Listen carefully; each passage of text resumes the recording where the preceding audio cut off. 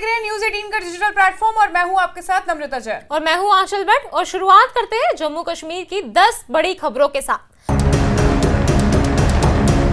अंतर्राष्ट्रीय आतंकवाद के खिलाफ एक बड़ा कदम उठाते हुए अमेरिका ने आज भारत के खिलाफ लगातार आतंक गतिविधियों में शामिल द रेजिस्टेंस फ्रंट को विदेशी आतंकी संगठन और विशेष रूप से नामित वैश्विक आतंकवादी के रूप में घोषित कर दिया है। अमेरिका विदेश विभाग ने यह फैसला उस पृष्ठभूमि में लिया जब टीआरएफ लश्कर-ए-तैयबा के प्रॉक्सी संगठन के रूप में 22 अप्रैल 2025 को जम्मू कश्मीर के पहलगाम में हुए भीषण आतंकी हमले की जिम्मेदारी ले चुका है, जिसमें 26 निर्दोष नागरिकों की जान चली गई। ये हमला 2008 के मुंबई हमले के बाद भारत में नागरिकों पर सबसे बड़ा आतंकी हमला था। टीआरएफ पहले भी 2024 समेत कई मौकों पर भारतीय सुरक्षा बलों पर हमले की जिम्मेदारी ले चुका है। अमेरिका विदेश विभाग की ये घोषणा ट्रंप प्रशासन के आतंकवाद के खिलाफ जीरो टॉलरेंस नीति, राष्ट्रीय सुरक्षा की रक्षा और पहलगाम हमले के पीड़ितों के लिए न्याय की मांग को पूरा करने की प्रतिबद्धता को दर्शाता है।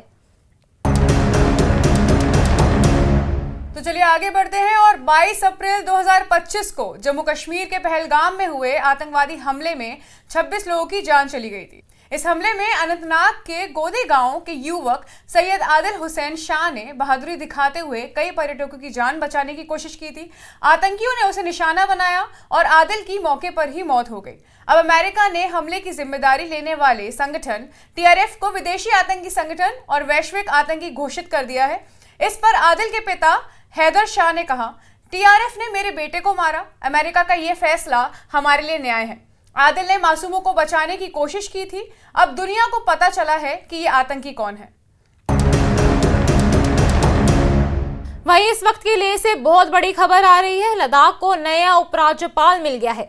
कविंदर गुप्ता ने आज लद्दाख के उपराज्यपाल पद की शपथ ली। उन्होंने शपथ जम्मू कश्मीर और लद्दाख हाई कोर्ट के मुख्य न्यायाधीश जस्टिस अरुण पाली ने दिलाई। इस खास मौके पर बीजेपी नेता सत शर्मा, विधायक डॉक्टर बनियाल और विक्रम रंधावा सहित कई वीआईपी मेहमान समारोह में मौजूद रहे। शपथ ग्रहण से पहले उपराज्यपाल कविंदर गुप्ता और अन्य गणमान्य व्यक्ति धर्मगुरु दलाई लामा से मिलने भी पहुंचे और उनका आशीर्वाद प्राप्त किया। लेह में शपथ समारोह को लेकर प्रशासन ने सुरक्षा और व्यवस्था के लिए पुख्ता इंतजाम किए थे। अब लद्दाख को नई उम्मीदों के साथ एक नए नेतृत्व की दिशा मिल गई है। और नेशनल कॉन्फ्रेंस के अध्यक्ष और पूर्व मुख्यमंत्री डॉक्टर फारूक अब्दुल्ला ने आज बडगाम का दौरा किया। इस दौरान उन्होंने आज सांसद आगा सैयद रुहुल्ला मेहदी की चाची के निधन होने पर आज उनके घर जाकर उनको श्रद्धांजलि अर्पित की और साथ ही परिजनों से मुलाकात कर संवेदना व्यक्त की। इसके बाद डॉक्टर अब्दुल्ला ने टीआरएफ को लेकर अमेरिका के फैसले पर प्रतिक्रिया दी। उन्होंने कहा, जांच प्रक्रिया अभी जारी है, जांच पूरी होने से पहले इस पर कोई भी टिप्पणी करना उचित नहीं है। साथ ही राज्य के दर्जे पर डॉक्टर फारूक अब्दुल्ला ने कहा कि वो कांग्रेस अध्यक्ष मल्लिकार्जुन खड़गे और विपक्ष के नेता राहुल गांधी को बधाई देते हैं, जिन्होंने जम्मू कश्मीर को पूर्ण राज्य का दर्जा लौटाने का मुद्दा प्रधानमंत्री के सामने उठाया। उन्होंने बताया कि 19 जुलाई को जम्मू कश्मीर के सभी प्रमुख नेताओं की बैठक होगी, जिसमें राज्य के दर्जे को लेकर आगे की रणनीति तय की जाएगी। वहीं जम्मू कश्मीर के किश्तवाड़ में एनएचपीसी लेबर यूनियन ऑफिस के पास आज सुबह भीषण आग लगने की घटना सामने आई है। आग इतनी भयानक थी कि यूनियन ऑफिस की पूरी बिल्डिंग जलकर खाक हो गई। इस हादसे में यूनियन ऑफिस के पास खड़ी 3 गाड़ियां आग की चपेट में आ गई। साथ ही एक कंप्यूटर शॉप और एक गौशाला जो स्थानीय निवासी तनवीर अहमद की बताई जा रही है, वो भी पूरी तरह से क्षतिग्रस्त हो गई। ये आग सुबह के समय लगी थी जब ज्यादातर दुकानें और दफ्तर बंद थे। दमकल विभाग ने मौके पर पहुंचकर कड़ी मशक्कत के बाद आग पर काबू पाया। फिलहाल आग लगने के कारणों की जांच की जा रही है और राहत एवं बचाव कार्य लगातार जारी है। गनीमत यह है कि किसी की जान जाने की खबर नहीं है, लेकिन संपत्ति का भारी नुकसान पहुंचा है। और वहीं ऑपरेशन सिंदूर की कामयाबी को समर्पित आज देश भर से आई 26 महिला बाइकर की शौर्य पराक्रम रैली को जम्मू के बलिदान स्तंभ से हरी झंडी दिखाई गई। ये महिला बाइकर्स जम्मू से लेह तक जाएंगी और 26 तारीख को करगिल विजय दिवस के उपलक्ष्य में अपनी रैली का समापन करेंगी। ऑपरेशन सिंदूर में भारत की महिला शक्ति ने जिस तरह पाकिस्तान को मुंहतोड़ जवाब दिया, उसी को मद्देनजर रखते हुए ये महिला बाइकर्स भारत की विजय, शौर्य और पराक्रम को इस रैली में हिस्सा भी ले रही हैं। महिला बाइकर्स ने न्यूज 18 से बातचीत करते हुए कहा कि हम अपने सैनिकों के शौर्य पर गर्व करती हैं, इसलिए आज इस रैली का हिस्सा बनकर उनको गर्व की अनुभूति हो रही है। वहीं उधमपुर जिले के बटेलबालिया इलाके में के पास एक सड़क हादसे में अमरनाथ यात्रा पर जा रहे 8 श्रद्धालु घायल हो गए। यह हादसा उस वक्त हुआ जब एक ट्रक ने तीर्थ यात्रियों की इनोवा कार को टक्कर मार दी। इनोवा में सवार सभी यात्री पहलगाम यात्रा मार्ग से आ रहे थे। प्रारंभिक जानकारी के अनुसार वाहन में कुल 8 यात्री सवार थे, जिनमें से 3 को मामूली चोटें आई है और मौके पर भी प्राथमिक उपचार देकर छोड़ दिया गया। वहीं 5 अन्य यात्री गंभीर रूप से घायल हो गए हैं, जिन्हें तुरंत सरकारी मेडिकल कॉलेज में भर्ती कराया गया। वहीं उधमपुर में पुलिस ने मामला दर्ज कर लिया है और दुर्घटना के कारणों की जांच की जा रही है।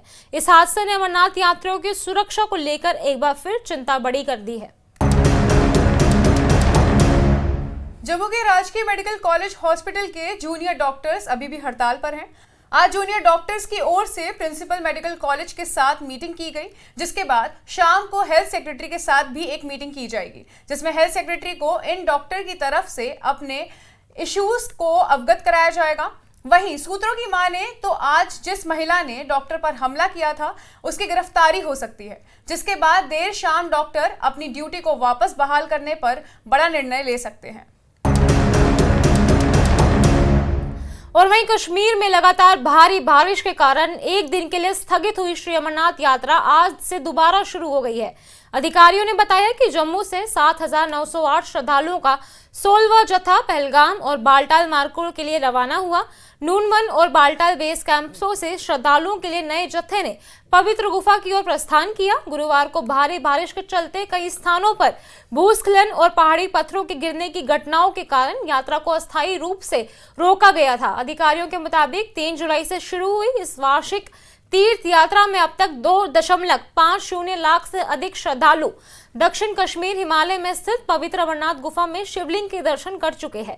यात्रा मार्गों पर सुरक्षा और ट्रैक की स्थिति का लगातार जायजा लिया जा रहा है, ताकि श्रद्धालुओं की सुरक्षा सुनिश्चित की जा सके। प्रशासन ने लोगों से मौसम की परिस्थितियों को देखते हुए एहतियात बरतने की अपील की है। जम्मू कश्मीर के मुख्यमंत्री उमर अब्दुल्ला ने विजयपुर में अखिल भारतीय आयुर्विज्ञान संस्था यानी एम्स का दौरा कर मरीजों की सुविधाओं का निरीक्षण किया और डिजास्टर मैनेजमेंट मैनुअल का विमोचन किया। इस दौरान उन्होंने लद्दाख के नए उपराज्यपाल कविंदर गुप्ता को बधाई दी। सीएम ने कहा कि कविंदर गुप्ता को लद्दाख के उपराज्यपाल नियुक्त किए जाने पर शुभकामनाएं, लेकिन ये जिम्मेदारी आसान नहीं है। ऊंचाई वाले इलाकों में काम करना चुनौतीपूर्ण होता है। साथ ही उन्होंने एम्स की प्रशंसा करते हुए कहा कि ये संस्थान भविष्य में देश के अन्य एम्स से बेहतर प्रदर्शन भी करेगा। वहीं दक्षिण कश्मीर के काजीगुंड इलाके से एक चौंकाने वाला मामला सामने आया है। काजीगुंड में एक चोर देर रात हथियार और वायरलेस सेट के साथ एक घर में घुस गया। उसने घर वालों से कहा कि वह सेना का जवान है और उन्हें घर की तलाशी लेनी है। हालांकि घर वालों को इस पर शक हुआ। इसी बीच घर के एक युवक जाहिद अहमद भट्ट ने चोर को दबोचने की कोशिश की।